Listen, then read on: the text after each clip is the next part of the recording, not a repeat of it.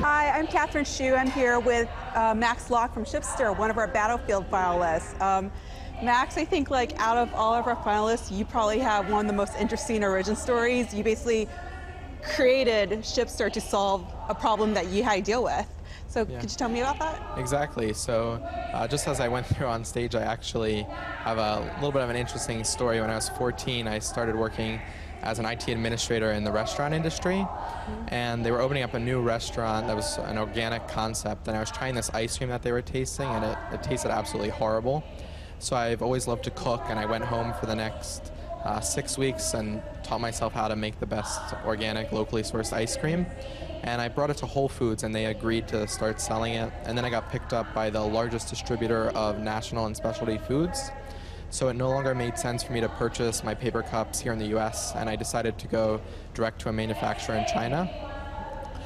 So a friend of mine was opening up a frozen yogurt store at the time, and I set up a call center to also target other frozen yogurt stores, and over 100 customers and 10 million cups later, I just graduated high school this past June, and these shipping headaches were something I had to deal with on a daily or weekly basis, and it was so frustrating.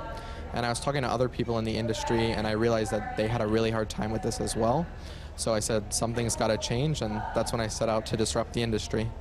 So it's like you just said, all this was when you were still in high school. So exactly. While you were in high school, you were like doing schoolwork and also dealing with freight brokers and shipping. Like, that must have been like a huge amount of time spent. Yeah. So what are some of like the headaches like involved with freight brokers in the shipping industry as it currently stands? So currently there's a lot of problems.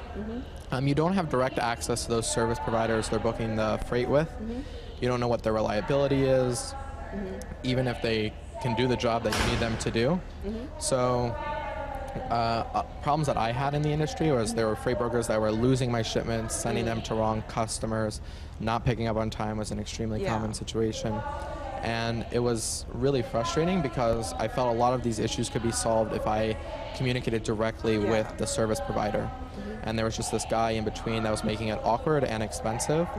And that's how I came up with the idea for Shipstr. So how does Shipstr cut out the middleman? So we aggregate the pricing, reliability, and rating information from all of the different service providers you need to get from for example, your factory in China to your door here in the US. So you no longer have to go through a freight broker to make arrangements with all of them. You can put together your own custom supply chain from end to end. I think one of the interesting points you brought up is that like a lot of us don't think about ocean shipping, but the thing is like probably everything we're wearing, the devices we're carrying, the chairs we're sitting on probably got here because of ocean shipping. Exactly. So such a big part of our economy comes through ports all across the US, both importing and exporting goods. So everything normally either requires components from different countries or is made in a different country, or we've made something here and we're selling it to a different country. And our economy really depends on ocean shipping and other type of shipping to get their goods. And Shipstr is going to focus on the Ningbo, China to Los Angeles route first. Could you tell me why you picked that? Yeah, so we picked it for a few reasons. First, Ningbo is the 7th busiest port in the world, and Los Angeles is the busiest in the US. So that gives us a good sample size on where to actually try out our services. Like if we go directly into Shanghai, it makes it really difficult to screw up because the shipping industry is so established there, and we want to get established somewhere else, make sure that the model works, and then take that model and we can apply it to different verticals such as air freight, and we can also move it to different cities.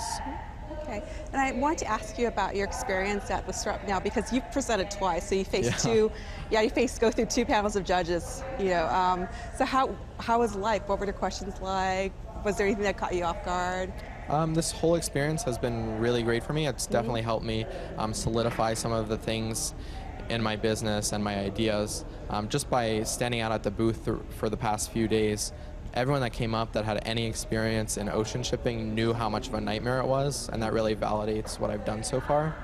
I think the judges have asked some really good questions and really pushed on the parts of the business that are really important to make Shipstr work. Yeah. So overall, it's helped me tremendously. It's been an extremely worthwhile experience. So how do you balance running Shipstr with going to college after this? So at least I'm enrolled for the first semester of college, but I really want to focus on Shipstr. Right now we're looking to raise some money, and then I'll focus on Shipstr full time. Okay, so if you win, what would you use the prize for? So I would use it to start our plan. We want to build up the engineering team, build out the services in Asia and Central America for our sales effort, and start our 6 months, and that'll help get us through the time we're working on raising more funding. Okay, and I have one final question. Yeah. You've gotten to know the other Battlefield contestants probably pretty well over the last 3 days. If you don't win, who would you want to win? I think from a product point of view, unfortunately I haven't gotten to talk to them so much, but I think Pattern EQ has an extremely interesting product, as well as Part Pick. They're doing a really interesting play as well. So I wish the best of luck to all of the competitors. Okay. Thank you so much for taking the time to talk to us. Thank you.